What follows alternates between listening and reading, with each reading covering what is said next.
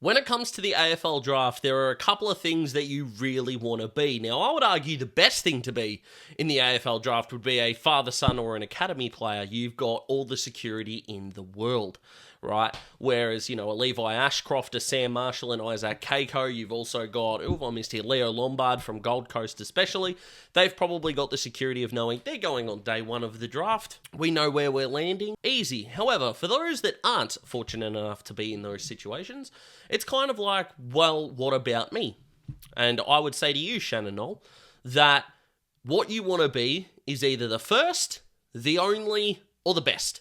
And what that means is either the first taken in your position, the only player in your position, or the best player in your position. So take midfielders, for example. Whoever Richmond deems to be the best midfielder is who they're going to take at one, whether that's Finn O'Sullivan, which I think is more and more likely at this stage. You got Jagger Smith, Harley Langford, Sid Draper, Sam Lawler there as well. So you've got these options, which we like. Whereas someone like a Joe Berry, for example, benefited greatly from Isaac Keiko being tied to the Bombers because he now becomes the best small forward. Taj Houghton did his ACL but was having under-18s games as a midfielder. And you've got guys like Ollie Hannaford who are coming through, but he's not going to be taken before Joe Berry, you wouldn't think. Therefore, you're sitting pretty. Joe probably knows he's going night one, and he'd probably have a good idea of which club he is going to end up at. Plenty of clubs out there looking for a really classy small forward. But that's not the player that I want to talk about here. Considering the trades that have gone down already and some that are going to go through for the remainder of Monday afternoon at the time of recording and further on down the line, there is a player who is going to be taken first in his position because he's the best in his position. That would be really happy right now. Really happy because odds are he is going to go to either a really good situation, but he won't have to be the best player at his position, at his club, which for any kind of key position player is unreal. Think of Jacob Wiedering when he was drafted at number one. He then had to reasonably quickly be thought of as the number one key defender. And then he got trialled forward for a little bit, struggled throughout the early part of your career because you're 18 and you're allowed to. Although when you're a number one pick, you're not allowed to for what I think is really stupid reasons. But anyway, the guy that is the focus of this video is Sandringham Dragons forward Harry Armstrong, who going into this year was seen as a talent to watch, as a lot of kids are. And kicking 27 goals from 10 games in the Talent League this season helps. He didn't go goalless in any game in the Talent League. He kicked 5 bags of 4, which is more than handy. And then he had 2 games of 2 goals and 3 of 1. But the game that's kind of changed the trajectory for Harry was the Under-18 state final, which of course between Vic Metro and Vic Country, in which Harry kicked 5. That's right. 5 big ones. A couple of moments where he found himself in really good space. He was an umpire reversal, so he got that from the top of the square. Take them as they come. A really good contested mark. We love that. And a nice bomb from outside 50 at Marvel. He's got that penetrating kick. Now, as a prospect, I really like Harry. I really do. I think he's got a really good vertical leap on him, and his ability to cover the ground laterally, so from pocket to pocket, looks really strong. And that obviously is going to appeal to clubs as well.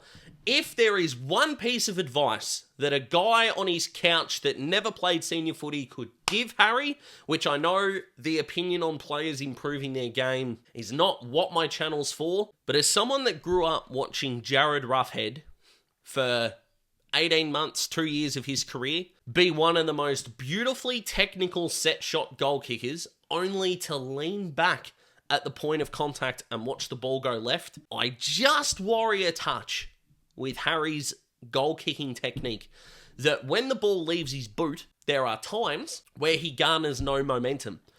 So where he effectively jumps off the ground when the point of contact is made with the ball, when he lands at a very similar spot to where he left the ground from, the ball goes left.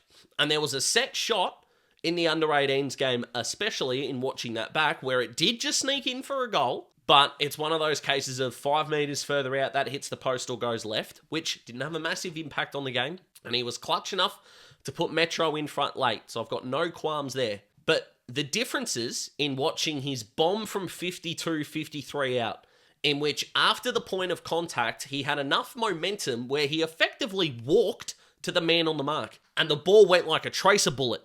Whereas, when he was 35, 40 out, and his momentum was halted, the ball would go left. And luckily for him, it came back.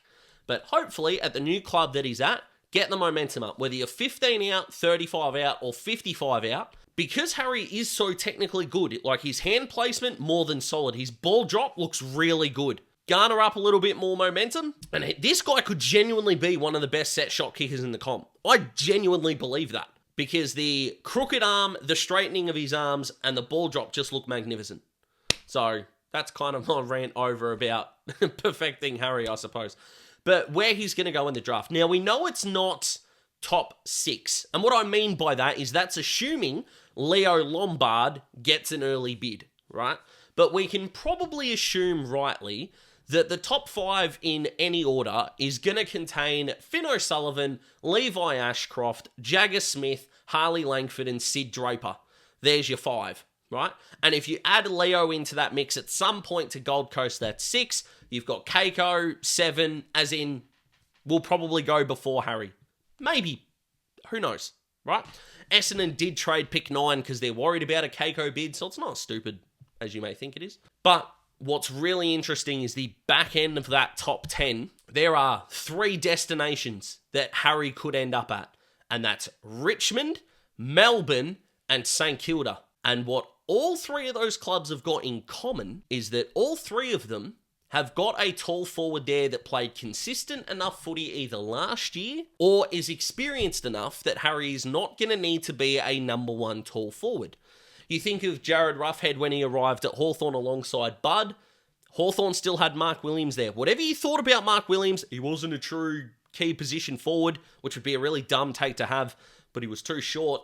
So, this is a guy that could have won a Coleman medal if it wasn't for being injured. So the Hawks had a spearhead there, right? So you look at the 3 clubs that could take Harry, he's not going to be the number 1 forward, okay? When you look at Richmond, who I think is the more likely club to take him, to be perfectly honest, Richmond would want to hope to keep Tom Lynch because an Harry Armstrong, Jacob Kazitsky-led forward line is disaster waiting to happen. Tom Lynch and his $1 million contract, because of how heavily back-ended it is, needs to stay on Richmond's books. Yes, Tom Lynch to Brisbane would make sense because of a Danaher replacement for a couple of years as Logan Morris gets better, as Zach Ostelski gets better. We'll see where Luke Lloyd is at, these guys. It makes sense on paper. But in order, from a Richmond selfish point of view, which you've got to be in the trade period, getting Armstrong to a point that once Lynch retires can hopefully be a top dog would be awesome. But at this point in time, and for the first 2-3 years of his career, if he gets the Wiedering matchup, the Harris Andrews matchup, the Jack Buckley or Sam Taylor matchup, he's in trouble. And he's in trouble because he's 18, right? This is not a shot at Harry in the slightest, right? Cole Shadir kicked, 29 goals this year? Sam Taylor wasn't playing on Cole Shadir at all. So Richmond makes a lot of sense if they keep Lynch in terms of throwing him to the Wolves. Because at this point in time, with how athletic he is, think of it as like a Logan Morris situation. Danaher, Hipwood, Morris got to grow into his own, and very luckily enough was able to win a flag. I'm not suggesting Harry's going to be able to do that, but that is kind of the vibe that we're going for here. But the other 2 clubs in this equation become really interesting because St Kilda need another tall forward. Now, they're interested in a couple of ruckmen. They've called on Soldo a little bit.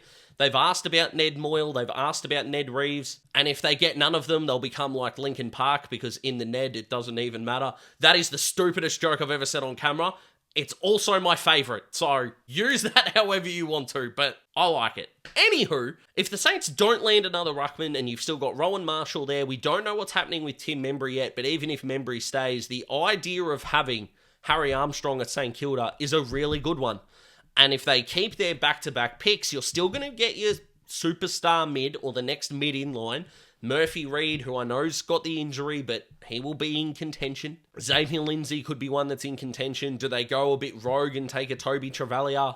Maybe. But if Harry's one of them, beautiful. And it's beautiful for Harry because Max King's there. And whatever you think of Max King, there is no way in hell you are putting your best key defender on Harry Armstrong and giving the second tall defender in your lineup to Max King. If I'm Carlton, Lockie Cowan on Max King would be a disaster if Jacob Wiedering was on Harry Armstrong. Simple as that. And then you go from St Kilda and you go to Melbourne, you've got Jacob Van Rooyen there. Now, that is still the most fragile for me, and that's no disrespect to Van Rooyen at all, but he's not better than Max King body-wise, or maybe even production-wise, and he's definitely not better than Tom Lynch fully fit. So, of those three tall forwards, he is number 3, and that is no debate, in my opinion, at all. You've still got Matt Jefferson there on Melbourne's list. You really do, but we haven't seen him yet. I liked Jeffo in his draft year, but he hasn't played AFL yet. And for a team that's crying out for a key forward, them wanting him to develop in the VFL is what it is. Again, what Melbourne could do with their picks there is they could go, again, 2 stars if they want to. Their second pick could be Harry if he falls to them. I don't mind that strategy in the slightest. There is a part of me that really wants Melbourne to take a centre-half back and a centre-half forward with their 2 picks if Clary stays. And then the next year, go for a midfielder of some kind or try to lure one to your club. That 25 free agency list is something I can see Melbourne targeting heavily coming into the back end of next year, but that makes sense as well. Now, he and Van Rooyen aren't really going to attract a whole lot of fear in opposition, but once the ball hits the deck, if Kozzy Pickett can stop getting suspended, that would be handy. And look, I don't have a whole lot of faith in Melbourne at the moment, but Harry landing there at least makes sense, right? But in all honesty, the best landing spot for him that is reasonable is St Kilda, and that's not a bad thing. So at this point in time, we can probably assume Harry is going to go in the top 12. There is no other key forward that is going to be taken ahead of him because Alexander Taru is not being drafted as a key forward. So he's sitting pretty at the moment, and it will become effectively a bidding war for him. It will become who blinks first and takes him. And he is going to be one happy chap. And good luck to him, because being the first or the best in your draft class is gold. And that's him. So a different type of video, but with the lack of content that could be done over the course of the weekend, and I have a very busy Monday ahead of me at the time of recording versus when it goes out. There's like a 6-hour gap, so keep that in mind. But if you feel like you're having a bad day, I almost opened my front door to an Australia Post worker just after coming out of the shower and I hadn't got dressed yet. I'm not going to lie, the doorbell alarmed me, put my phone down, walked to the front door, and was nearly all there for the postman to see. So, your day's not going as badly as mine was, and almost ended some poor dude's career just from him burning his eyes out. So, I hope you're having a good Monday. Look after yourselves, look after each other, give a loved one a hug because they deserve it, so do you. If it's your birthday today, happy birthday. Daz Talks Horror is my second channel. I'm trying to recover the files that I recorded a few weeks ago, therefore we could actually start uploading earlier, but at this point in time, we can guarantee early November, it looks like, with how busy work and stuff is, trying to get there to be a consistent beginning point and launching pad, because I want to give it as much love as I give Daz Talks Footy, because you guys, as viewers, deserve consistency and quality, and we work on those as we go through. So, have a good one, guys. Can't wait to give you more trade and draft content as we keep flying through. You are an absolute legend. Like the video if you like the video. Subscribe to join the family. We are almost at 4,000. Holy shit. I can't wait for that, and it blows me away. But anyway, Harry Armstrong, he's a very happy chap. I'm very happy for him. Goodbye.